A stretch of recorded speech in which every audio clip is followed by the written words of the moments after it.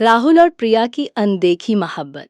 Social media के उस विशाल अव्यवस्थित महासागर में जहां लाखों लोग हर सेकंड ध्यान खींचने के लिए चिल्ला रहे हैं, दो भूत मौन रूप से डिजिटल लहरों के माध्यम से भटक रहे थे।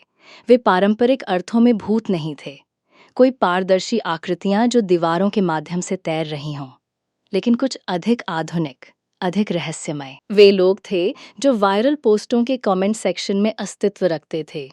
इंस्टाग्राम रील्स, ट्विटर थ्रेड ने एक दूसरे को पा लिया। अगर आप ऑनलाइन जिस व्यक्ति से प्यार करते हैं, वो वही व्यक्ति है जिससे आप पहले मिल चुके हैं, जिससे बातें की हैं और जिसे अलविदा कह चुके हैं। लेकिन आपको पता नहीं था, अगर प्यार आपको प्रोफाइल फोटो या ध्यान से तैयार किए गए बायो के माध्यम से नहीं, बल्कि कच्चे, बिना फिल्टर शब्दों के माध्यम से मिला जो आपने कमेंट सेक्शन में साझा किए, जहां किसी की नजर नहीं थी, सिर्फ उन पर। ये राहुल और प्रिया की कहानी है। भारत के दो अंतों से दो लोग, एक दिल्ली की बुलंद गलियों से, दूसरा मुंबई की अव्यवस्थित चमक से।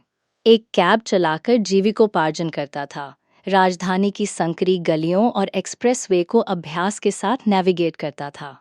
दूसरा एक बड़े आईटी कॉरपोरेशन की एचआर विभाग में काम करता था, एयर कंडीशन कार्यालयों में बैठकर रिज्यूमे देखता, इंटरव्यू लेता और एक ही हस्ताक्षर से अजनबियों के करियर को बदलने वाले फैसले लेता था। उनका कभी मिलना नहीं चाहिए था। उनकी दुनिया अलग अलग रहनी चाहिए थी, जैसे तेल और पानी, जैसे गंगा और अरब सागर, जैसे दिल्ली मेट्रो और मुंबई की लोकल ट्रेनें।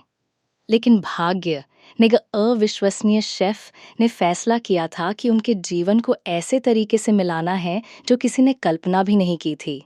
राहुल शर्मा 36 साल के थे, हालांकि वे अक्सर बड़े दिखते थे। दिल्ली का तपता हुआ सूरज, जो लगातार और बेरहम था, ने उनके माथे पर गहरी रेखाएं उकेर दी थीं और उनकी त्वचा को गेहूं के रंग में रंग दिया था। उनके बाल हमेशा थोड़े बेतरतीब होते थे, स्टाइल से नहीं, बल्कि उस हवा से जो उनके कैब की खिड़की के माध्यम से रात के देर से ड्राइव के दौरान झपटती थी। वे साधारण कपड़े पहनते थे, अक्सर एक फीकी पोलो शर्ट और जीन्स जो बेहतर दिनों को देख चुकी थीं, लेकिन वे हमेशा साफ होते थे। ये उनके लिए महत्वपूर्ण था।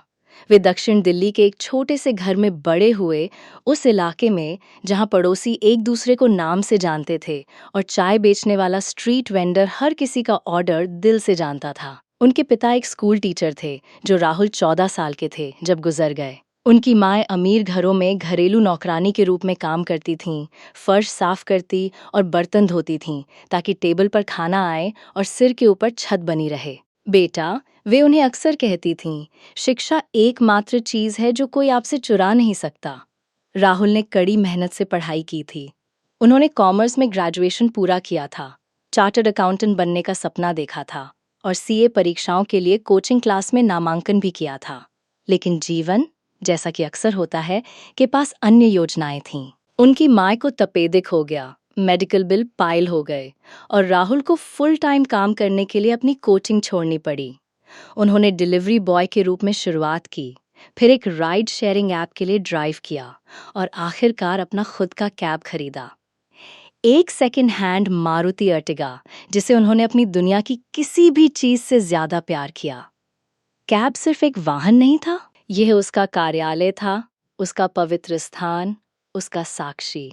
उसने दिल्ली के सबसे प्रसिद्ध स्मारकों के माध्यम से ड्राइव किया था। सवेरे इंडिया गेट, स्वतंत्रता दिवस के दौरान लाल किला, दिवाली के दौरान चांदनी चौक की भीड़ भाड़ वाले बाजार।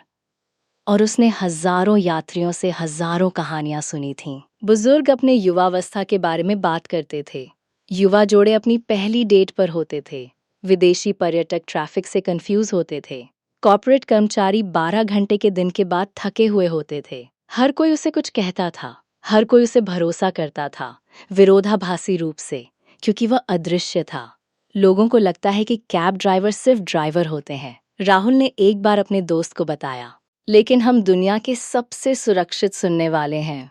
यात्री भूल जाते हैं कि हम वही हैं। वे ऐसी बातें कहते हैं जो वे कभी अपने दोस्तों, अपने जीवन साथी, यहाँ तक कि खुद से भी नहीं कहेंगे। मैंने एक पुजारी की कबूलियत बॉक्स से ज्यादा राज सुने हैं। अपनी परिस्थितियों के बावजूद राहुल आशावादी था। उसका सूखा हास्य था, रात में ड्राइव करते हुए पुरानी हिंदी गाने गुनगुनाने की आदत थी और दुनिया के बारे में एक असामान्य जिज्ञासा थी। वह खबरों के लेखों को ध्यान से पढ़ता था, राजनीतिक बहसों का पालन करता था और क्रिकेट से लेकर जलवायु परिवर्तन तक हर चीज के बारे में मजबूत राय रखता था।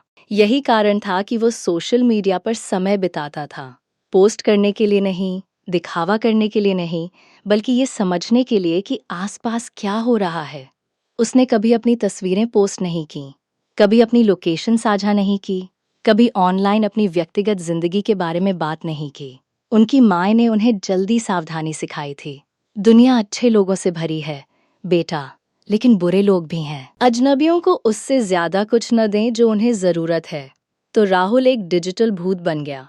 वो खबरों के लेखों पर कमेंट करता था, वायरल पोस्टों पर सोचता हुआ उत्तर साझा करता था और कभी-कभी राजनीति के बारे में अजनबियों के साथ बहस करता था। लेकिन किसी को नहीं पता था कि वो कैसा दिखता था।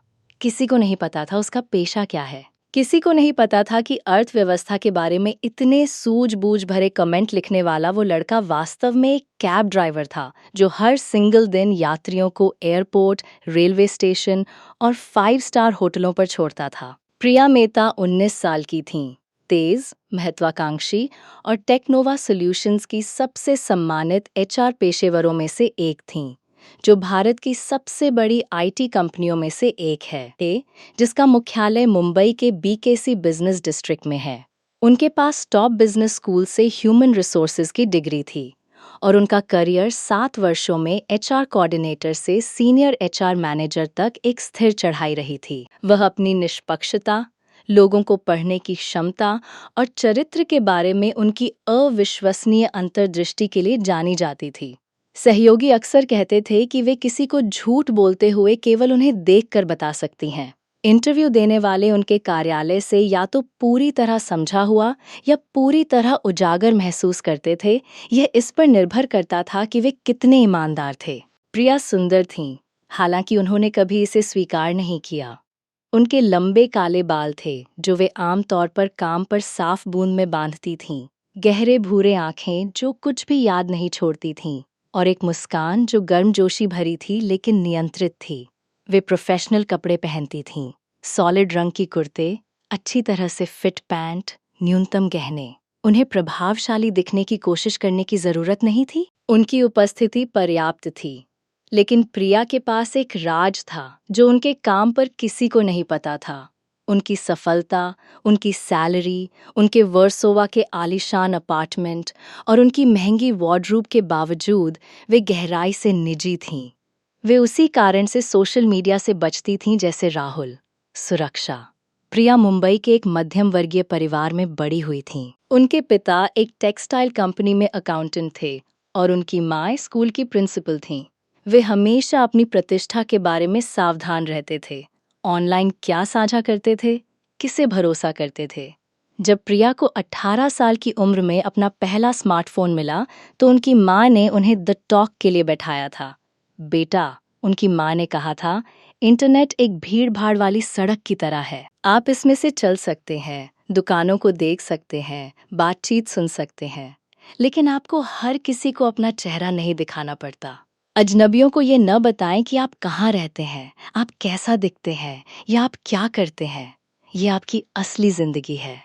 इंटरनेट सिर्फ एक टूल है। प्रिया ने इस सलाह को दिल से लिया। उन्होंने सोशल मीडिया अकाउंट बनाए, लेकिन कभी अपनी तस्वीरें पोस्ट नहीं की। उन्होंने कभी अपनी लोकेशन साझा नहीं की। उन्होंने कभी अपने नौकरी के विवरण या अपने परिवार के बारे में बात नहीं की। वे न्यूज़ पेजेस, टेक ब्लॉग्स और कुछ मनोरंजन अकाउंट्स का पालन करते थे ताकि जानकारी रख सकें।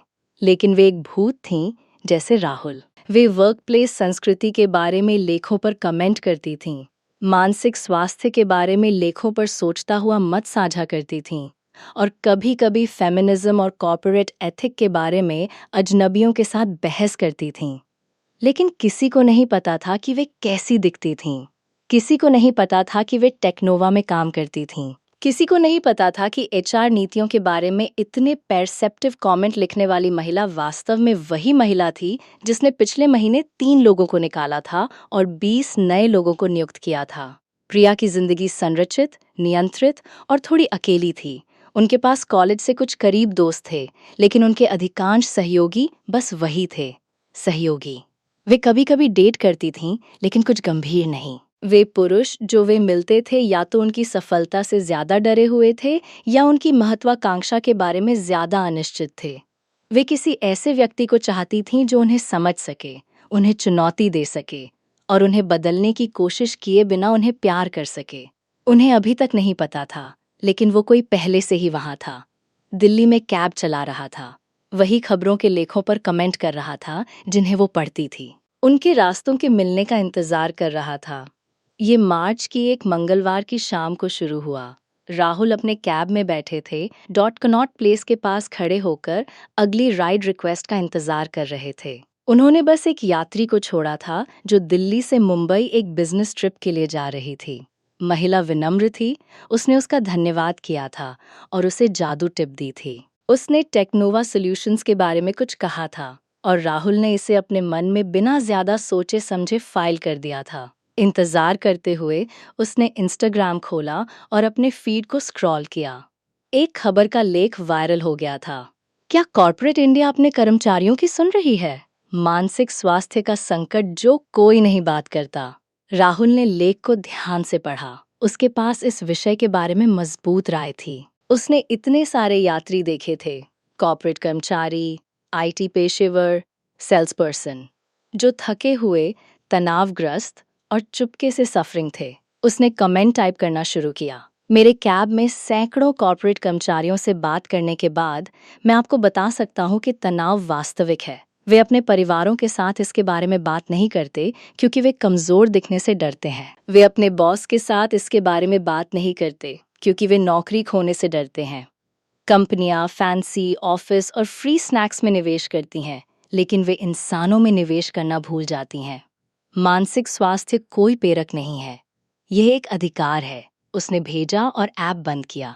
5 मिनट बाद उसका फोन बजा।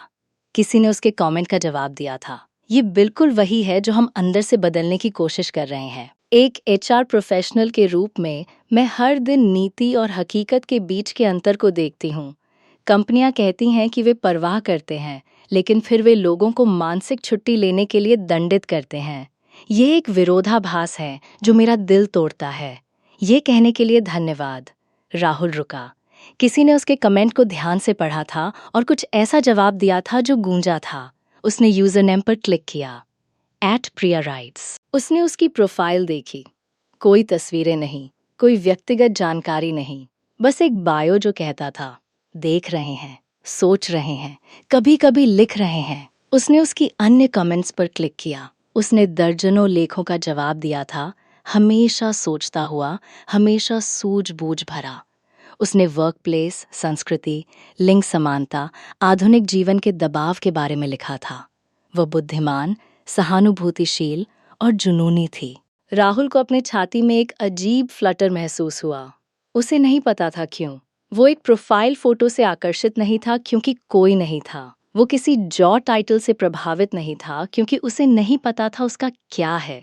वो उसके शब्दों में रुचि ले रहा था, उस तरीके से जिससे वो सोचती थी, उस तरीके से जिससे वो उसे समझती थी। उसने उसके कमेंट का जवाब दिया, आप ऐसे व्यक्ति की तरह लगती हैं जो वास्तव में परवाह करता है। मैंने जो एचआर लोग सुने हैं वे बस बुरी खबर देने वाले होते हैं, लेकिन आप अलग लगती हैं। क्या आप वास्तव में सोचती हैं कि चीजें बदल सकती हैं? उसका जवाब 10 मिनट के भीतर आया। मैं मानती हूं कि चीजें बदल सकती हैं अगर पर्याप्त लोग स्थिति को स्वीकार करने से इनकार कर देते हैं। मैं खुद में परफेक्ट नहीं हूं।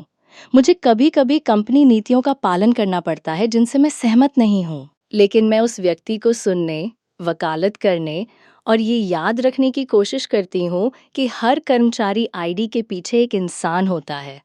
आपके बारे में क्या? आप क्या करते हैं? राहुल रुका। उसने खुद से वादा किया था कि वो कभी अजनबियों को ऑनलाइन अपने पेशे के बारे में नहीं बताएगा। ये उसके सुरक्षा नियम का हिस्सा था, लेकिन इस बातचीत के बारे में कुछ अलग लग रहा था। मैं सिर्फ वह व्यक्ति हूँ जो एक चलती हुई गाड़ी से दुनिया को देखता हूँ। मैं चीजें देखता हूँ, मैं सुनता हूँ। ये लगभग सब कुछ है जो मैं कह सकता हूँ। प्रिया समझ गई। मैं इसका सम्मान करता हूँ। मैं भी वही हूँ। मैं ऑनलाइन ज़्यादा साझा नहीं करता। बाहर बहुत से लोग हैं जो जानकारी के खिलाफ आपका उपयोग करना चाहते हैं, लेकिन मैं पढ़ता हूँ, मैं देखता हूँ, मैं सोचता हूँ। ये मेरे लिए पर्याप्त है। ये शुरुआत थी। अगले 2 सप्ताह में राहुल और प्रिया ने विभिन्न लेखों पर कमेंट एक्सचेंज्ड। वे बहस करते थे, सहमत होते थे और कभी-कभी खेलते हुए असहमत होते थे। वे राजनीति के बारे में बात करते थे, क्रिकेट के बारे में, भारतीय शहरों में ट्रैफिक की दुखद स्थिति के बारे में, अपने पसंदीदा पुराने हिंदी फिल्मों के बारे में, किताबों के बारे में जो वे पढ़ना चाहते थे, लेकिन कभी समय नहीं मिलता था। राहुल को प्रिया के जवाबों का इंतजार मिलता था। वो दिन में कई बार इंस्टाग्राम चेक करता था, आशा करता था कि वो देखे कि क्या उसने कुछ नया कमेंट किया है। जब उसने जवाब दिया तो उसे उत्साह का एक झटका महसूस हुआ जो वो समझ नहीं सकता था। प्रिया को भी वही महसूस हुआ। उसने कभी ऑनलाइन किसी से इस तरह जुड़ाव नहीं किया था। बाकी सभी या तो बहुत सतही थे, अपनी जिंदगी दिखावा करने में ज्यादा रुचि रखते थे, या अपने ही ईगोस पर केंद्रित थे।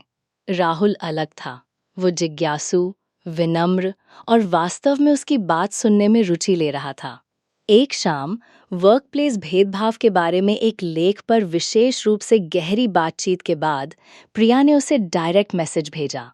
मुझे पता है कि हमने केवल लेखों पर कमेंट किया है, लेकिन मुझे लगता है कि मैं आपको जानती हूँ। जैसे, मुझे पता है कि आप कैसे सोचते हैं, मुझे पता है कि आप क्या परवाह करते हैं, और मुझे लगता है कि मैं आपको पसंद कर रही हूँ, बहुत ज्यादा।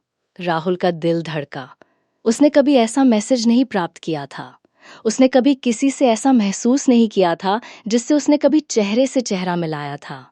मुझे भी वही महसूस होता है, और ये डरावना है, क्योंकि मुझे नहीं पता कि आप कैसी दिखती हैं। मुझे नहीं पता कि आप कहाँ रहती हैं। मुझे आपका पूरा नाम भी नहीं पता, लेकिन मुझे आपका दिमाग पता है।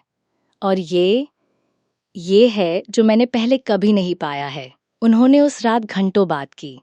उन्होंने अधिक व्यक्तिगत विवरण साझा किए, लेकिन सावधानी से। उन्होंने कुछ महत्वपूर्ण पर सहमति व्यक्त की। आइए एक वादा करें, हम नंबर एक्सचेंज करेंगे, हम ज्यादा बात करेंगे। लेकिन मैं वादा करती हूँ कि मैं आपसे कभी फोटो या आपका पेशा नहीं पूछूंगी।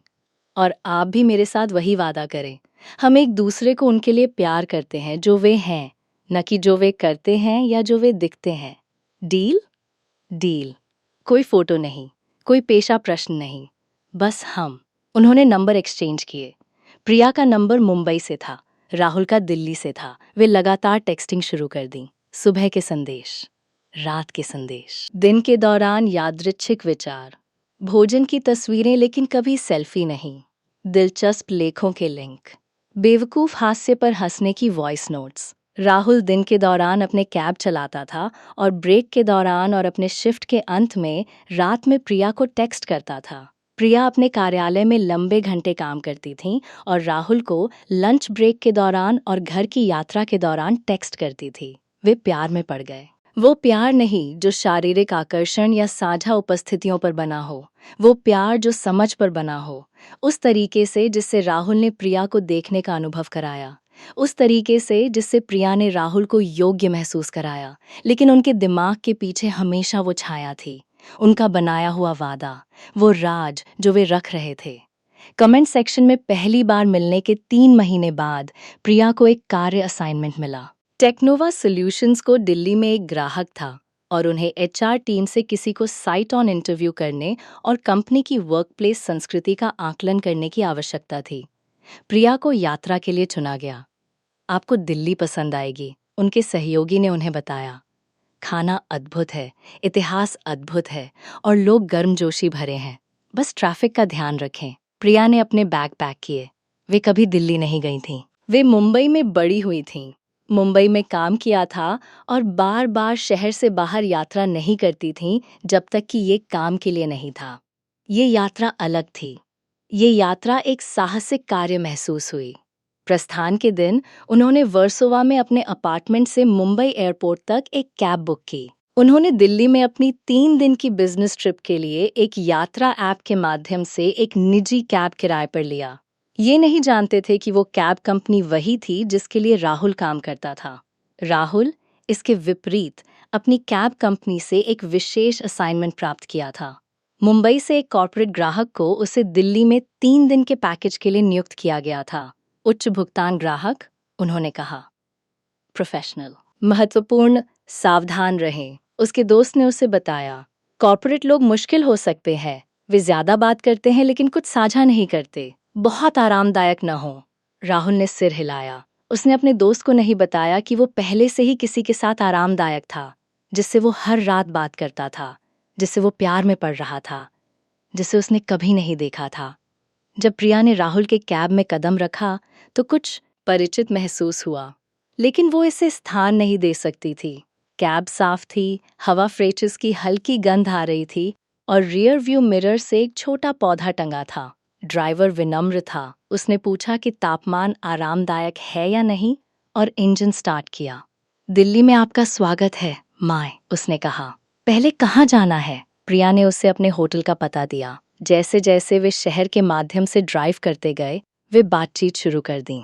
पहले छोटी बातचीत, ट्रैफिक के बारे में, मौसम के बारे में, हर जगह निर्माण परियोजनाओं के बारे में। लेकिन फिर बातचीत गहरी हो गई। आपने लंबे समय से ड्राइव किया है ना? आपको शहर बहुत अच्छी तरह से पता लगता है। 10 साल डिलीवरी बॉय के रूप में शुरुआत की, अब मैं अपना खुद का कैब मालिक हूँ। मैंने इस शहर को बदलते देखा है, कभी बेहतर के लिए, कभी नहीं। आपके काम का सबसे अच्छा हिस्सा क्या है? लोग। हर यात्री एक अलग कहानी है। बुजुर्ग अपने युवावस्था के बारे में बात करते हैं, युवा जोड़े अपनी पहली डेट पर, विदेशी पर्यटक जो हमारी अव्यवस्था से आश्चर्यचकित होते हैं। मैं उन सभी को सुनता हूँ। कभी कभी उन्हें ये भी पता नहीं चलता कि मैं वहीं हूँ। प्रिया की आंखें चमक उठीं। ये इतना दिलचस्प है। मैं एचआर में काम करती हूँ और मुझे भी वही महसूस होता है। लोग मुझे वे बातें बताते हैं जो वे किसी को नहीं बताते। उन्हें लगता है कि मैं बस एक ऑर्ग चार्ट पर नाम हूँ, लेकिन मैं वास्तव में उनके लिए एक सुरक्षित स्थान हूँ। राहुल ने रियर व्यू मिरर में उसकी ओर देखा, उस तरीके से जिससे उसने कहा कि कुछ परिचित महसूस हुआ। आप एचआर व्यक्ति की तरह लगती हैं। ये कठिन है। आप वही हैं जो कठिन फैसले लेनी पड़ती हैं। लोगों को नियुक्त करना, लोगों को निकालना, उनकी समस्याओं से निपटना तनावपूर्ण होना चाहिए। ये है। लेकिन मैं निष्पक्ष रहने की कोशिश करती हूँ। मैं ये याद रखने की कोशिश करती हूँ कि हर व्यक्ति उनके जॉब टाइटल से अधिक है। उनके परिवार, सपने, डर हैं, बिल्कुल जैसे आपके पास है। उसकी आवाज में कुछ ने राहुल के छाती को कसा। उसने उस टोन को पहले सुना था। उसने इसे वॉइस नोट्स में सुना था, रात के देर से, जब वो उस चीज के बारे में बात कर रही थी जो उसके लिए महत्वपूर्ण थी। उस रात अपने कैब में वापस राहुल ने प्रिया को टेक्स्ट किया। आज दिलचस्प था। मुंबई से मुझे एक यात्री मिला, कॉर्पोरेट एचआर। वो अलग थी, स्मार्ट, दयालु। वो मुझे किसी से याद दिलाती थी। ओह, इस रहस्यमय एचआर व्यक्ति का वर्णन करें। शायद मुझे उसकी पता चले। उसके पास बोलने का ये तरीका था, जैसे वो वास्तव में लोगों की परवाह करती थी, न केवल उनकी उत्पादकता बल्कि उनकी मानवीयता। उसने कुछ कहा जो मेरे साथ चिपका। हर व्यक्ति उनके जॉब टाइटल से अधिक है। क्या आपने कभी इसे सुना है? शायद मैंने ऐसा कुछ कहा है एक बार, वॉइस नोट में, रात के देर से। हाँ, तुमने कहा है। तुमने बिल्कुल वही कहा। वे दोनों रुके। उनमें से किसी ने भी नहीं कहा कि वे क्या सोच रहे थे।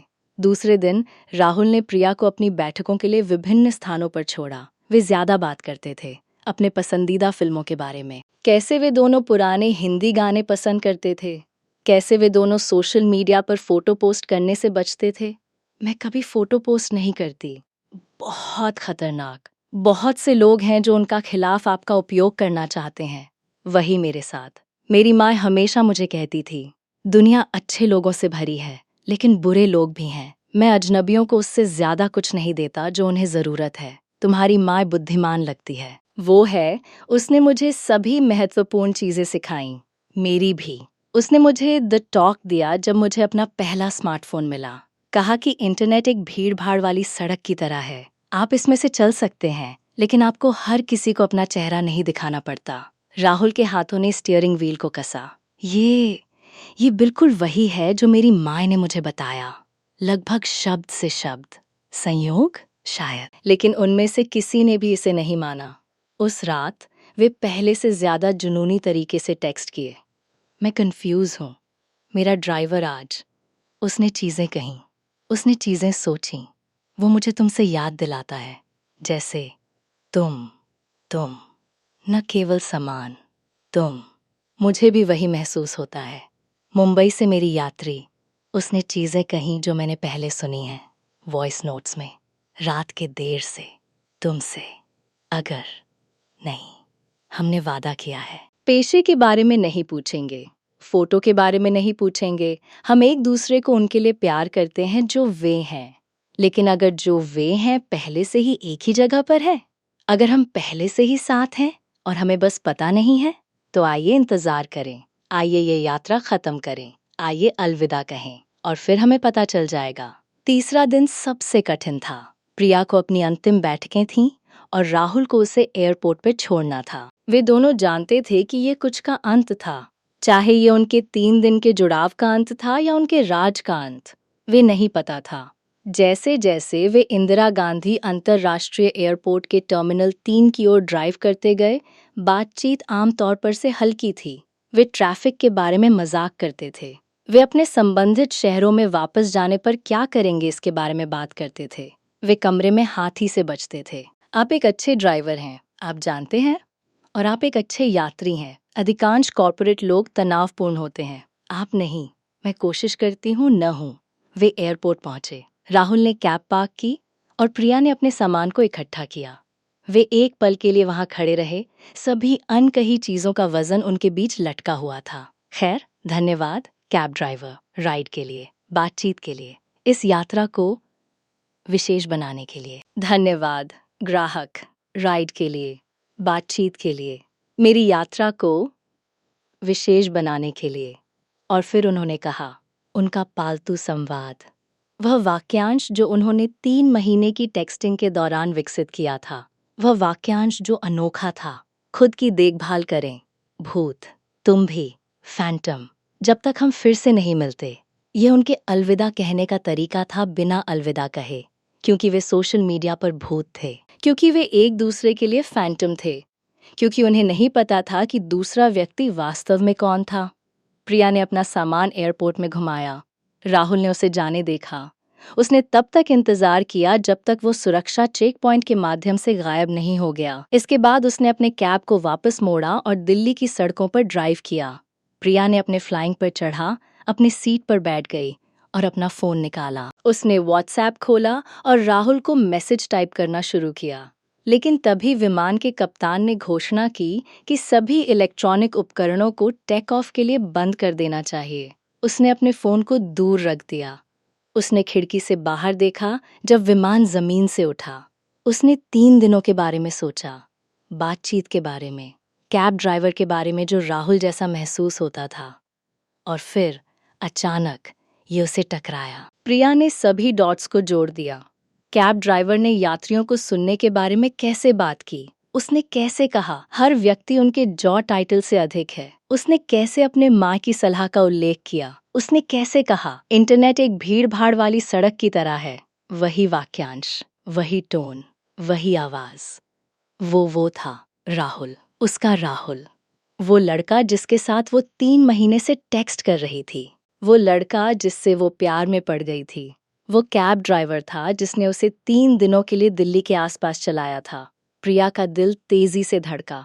उसे लगता था कि वो रोने वाली है। उसे लगता था कि वो हंसने वाली है। उसे एक साथ सब कुछ महसूस हुआ। उसे कॉल करना था। उसे बताना था कि उसे पता है। उसे बताना था कि उसे परवाह नहीं है कि वो एक कैब ड्राइवर है, कि वो उसे इससे भी ज्यादा प्यार करती है क्योंकि वो था। लेकिन वो नहीं कर सकती थी। विमान हवा में था। उसका फोन बंद था। वो 30,000 फीट पर एक धातु की ट्यूब में फंसा हुआ था, अपनी जिंदगी के सबसे महत्वपूर्ण सच को जानते हुए एक शब्द भी नहीं कह सकते। फ्लाइंग हमेशा के लिए लगता था। जब ये अंत में दिल्ली में उतरा, प्रिया विमान से दौड़ गई, अपना सामान पकड़ा और बैगेज क्लेम की ओर चल पड़ी। उसके फोन ने एयरपोर्ट में कदम रखते ही जिंदगी पाई। उसे राहुल से एक संदेश मिला, प्रिया, मुझे तुमसे कुछ कहना है। मुझे पहली दिन पता चल गया। मुंबई से तुम्हारी यात्री, HR व्यक्ति। ये तुम थीं। मुझे पता चला कि तुम कैसे बात करती थीं, तुमने कैसे चीजें कहीं, तुमने कैसे सोचा। लेकिन मैंने तुमसे नहीं कहा, क्योंकि मैं डरा हुआ था। मैं डरा हुआ था कि तुम मुझे अलग देखोगी, कि तुम ये महसूस करोगी कि मैं सिर्फ एक कैब ड्राइवर हूं, कि मेरे पास फैंसी ऑफिस नहीं है, कि मैं तुम्हारे जितना पैसा नहीं कमाता, कि मैं तुम्हारे लिए पर्याप्त नहीं हूं। तुम मुंबई से हो, तुम एक बड़ी आईटी कंपनी में काम करती हो, तुम स्मार्ट, सफल, सुंदर हो। मैं सिर्फ दिल्ली से राहुल हूं जो कैब चलाता हूं। मुझे लगा कि तुम ये महसूस करोगी कि हम अलग दुनिया से हैं, कि ये हम काम नहीं करेगा। लेकिन मैं दूर नहीं रह सकता था। मैं तुमसे बात करना बंद नहीं कर सकता था, क्योंकि मैं तुमसे प्यार करता हूं। और मुझे आशा थी कि शायद, बस शायद, तुम भी वही महसूस करोगी। मुझे खेद है कि मैंने तुमसे जल्दी नहीं कहा। मुझे खेद है कि मैं अनिश्चित था। लेकिन मुझे अब ईमानदार होना था। राहुल। प्रिया ने संदेश को 3 बार पढ़ा। आंसू उसके चेहरे पर बह गए। उदास आंसू नहीं, खुश आंसू, राहत आंसू। उसने तुरंत अपने जवाब टाइप किया। राहुल, मुझे भी बस पता चल गया। विमान पर। मैंने सभी डॉट्स को जोड़ दिया। और मैं तुमसे कुछ जानना चाहता हूँ। मुझे परवाह नहीं है कि तुम एक कैब ड्राइवर हो। मुझे परवाह है कि तुम राहुल हो, वो लड़का जो यात्रियों को सुनता है, वो लड़का जो अपने माँ की सलाह को याद रखता है, वो लड़का जो कहता है हर व्यक्ति उनके जॉब टाइटल से अधिक है, वो लड़का जो मुझे कमेंट सेक्शन में प्यार में पड़ा। मुझे इससे भी ज्यादा प्यार है अब जब मैं ये जानती हूँ, क्योंकि इसका मतलब है कि तुम असली हो। तुम कोई कल्पना नहीं हो, तुम कोई प्रोफाइल फोटो नहीं हो, तुम एक व्यक्ति हो। और तुमने मुझे उनके लिए प्यार किया जो मैं हूँ, न कि जो मैं करता हूँ। जब मैं इस एयरपोर्ट से बाहर निकलूंगी, मैं तुम्हें देखना चाहती हूँ, एक ग्राहक और ड्राइवर के रूप में नहीं, प्रिया और राहुल के रूप में। 2 लोगों के रूप में जो सबसे अप्रत्याशित तरीके से एक दूसरे को पाए। मैं तुमसे प्यार करती हूँ। भूत। प्रिया। प्रिया एयरपोर्ट से बाहर निकली और आसपास देखा। दिल्ली की हवा गर्म और नम थी, हॉर्न की आवाजें और चिल्लाते वेंडरों से भरी हुई थीं। उसने भीड़ को स्कैन किया, एक परिचित चेहरा ढूंढ रहा था, और फिर उसने उसे देखा। राहुल कैब स्टैंड के पास खड़ा था, वही फीकी पोलो शर्ट पहनी हुई जो उसने 3 दिन पहले पहनी थी। वो तनावपूर्ण दिख रहा था। वो अपने निचले होंठ को चबा रहा था, वही तरीका जो वो करता था जब वो उसे कुछ महत्वपूर्ण टेक्स्ट कर रहा था। प्रिया उसकी ओर चल पड़ी, धीरे से, जानबूझकर। वो नहीं दौड़ी, वो जल्दी नहीं हुई। वो उस तरीके से चलती थी जैसे वो अपने जीवन के सबसे महत्वपूर्ण पल की ओर चल रही हो, क्योंकि वो थी। राहुल ने उसे देखा, उसकी आंखें चौड़ी हो गईं। उसने एक कदम आगे बढ़ाया, फिर रुक गया। वो अनिश्चित दिख रहा था। तुम देर हो गए। मैं? क्या? तुमने कहा जब तक हम फिर से नहीं मिलते। ये 3 दिन पहले था। तुम देर हो गए। राहुल मुस्कुराया, वही शर्मीला, अनिश्चित मुस्कान जो प्रिया ने प्यार में पड़ी थी। मैं सही पल का इंतजार कर रहा था। खैर, ये है, ये पल है। कोई राज नहीं, कोई वादा नहीं कि पेशे या फोटो के बारे में नहीं पूछेंगे। मैं तुम्हें देखना चाहती हूँ, तुम्हें सब कुछ। ठीक है। उसने एक कदम और आगे बढ़ाया, फिर एक और। जब तक वे इंच से इंच दूर नहीं खड़े थे। तुम उम्मीद से छोटे हो, तुम उम्मीद से लंबी हो। वे दोनों हंसे। ये पहली बार था जब वे व्यक्तिगत रूप से एक साथ हंसे थे। ये सही महसूस हुआ, ये घर आने जैसा महसूस हुआ। मैं तुमसे प्यार करती हूँ राहुल, मैं तुमसे प्यार करता हूँ प्रिया, अधिक से ज्यादा जो मैं किसी से प्यार कर सकता था। मुझे अपने कैब में ले चलो। मैं देखना चाहती हूँ कि तुम कहाँ काम करते हो। सच में? सच में। मैं सब कुछ देखना चाहती हूँ। कैब, तुम्हारा ऑफिस, तुम्हारी जिंदगी, सब कुछ। राहुल ने उसे अपने कैब में ले गया, वही मारुति अर्टिगा जिसने हजारों कहानियों को साक्षी किया था। अब ये उनके का साक्षी जाएगा। जैसे जैसे वे कैब में बैठे, राहुल ने इंजन स्टार्ट किया। प्रिया झुकी और उसे चूमा। ये पहली बार था जब उन्होंने छुआ था। ये दुनिया का सबसे प्राकृतिक चीज था। उस दिन के बाद सब कुछ बदल गया। प्रिया मुंबई वापस आई, लेकिन वो अपनी पुरानी जिंदगी में वापस नहीं गई। वो और राहुल हर दिन बात करते थे। उन्होंने योजनाएं बनाई। वे अपने भविष्य के बारे में बात करते थे। राहुल मुंबई स्थानांतरित होने के बारे में सोचता था। वो वहाँ कैब चलाने के बारे में सोचता था। वो प्रिया के साथ हर दिन रहने के बारे में सोचता था। प्रिया दिल्ली में अधिक बार आने के बारे में सोचती थी। वो राहुल की माँ से मिलने के बारे में सोचती थी। वो एक ऐसे व्यक्ति के साथ जिंदगी बनाने के बारे में सोचती थी जिसके पास उसकी एकमात्र ईमानदारी थी और उसके दिल के अलावा सब कुछ था।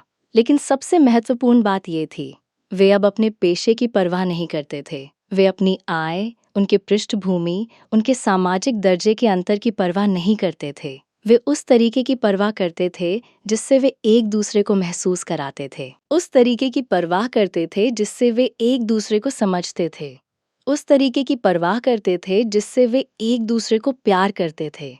1 साल बाद राहुल और प्रिया दक्षिण दिल्ली में एक छोटे मंदिर के सामने खड़े थे। राहुल की माँ रो रही थी। प्रिया के माता पिता मुंबई से उड़ान भरकर आए थे। उनके दोस्त वहां थे, उनके सहयोगी वहां थे। वे शादी कर रहे थे, न क्योंकि उन्हें करना पड़ा, न क्योंकि उनके परिवारों ने उन्हें दबाव डाला, लेकिन क्योंकि वे सबसे अप्रत्याशित तरीके से एक दूसरे को पाए थे। एक कमेंट सेक्शन में, सोशल मीडिया की छाया में, भूत और फैंटम के रूप में, और अब पति और पत्नी के रूप में। अनुष्ठान के दौरान राहुल ने अपने वचन कहे, प्रिया, मुझे कभी नहीं लगा कि मैं तुम जैसे किसी को पाऊंगा। कोई जो मुझे उनके लिए प्यार करता है जो मैं हूं, न कि जो मैं करता हूं। कोई जो मुझे एक कैब ड्राइवर से अधिक देखा, एक पेशे से अधिक, एक लेबल से अधिक।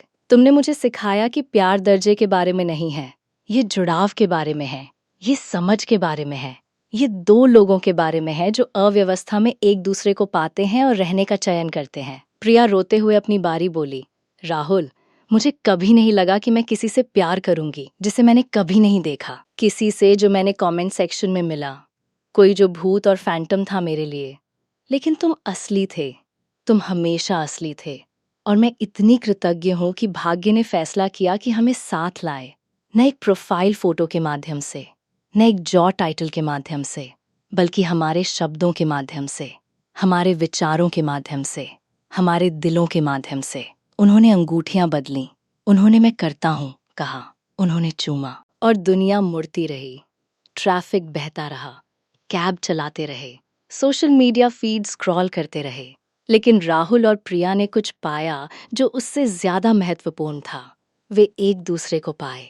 ये कहानी प्यार के बारे में है, न वो प्यार जो उपस्थितियों या दर्जे या पैसे पर बना हो, वो प्यार जो समझ पर बना हो, शब्दों पर। उन कच्चे, बिना फिल्टर जुड़ाव पर दो लोगों के बीच जो एक दूसरे को इंसान के रूप में देखने का चयन करते हैं। राहुल और प्रिया ने साबित किया कि प्यार पेशे की परवाह नहीं करता, ये आय की परवाह नहीं करता, ये सामाजिक दर्जे की परवाह नहीं करता, ये एक चीज की परवाह करता है। क्या ये व्यक्ति आपको देखने का अनुभव कराता है? क्या वे आपको समझते हैं?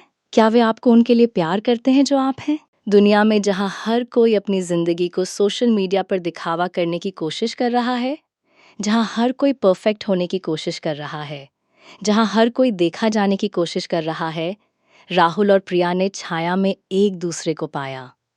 और यही कारण है कि उनका प्यार असली था। यही कारण है कि उनका प्यार टिकेगा। अंत।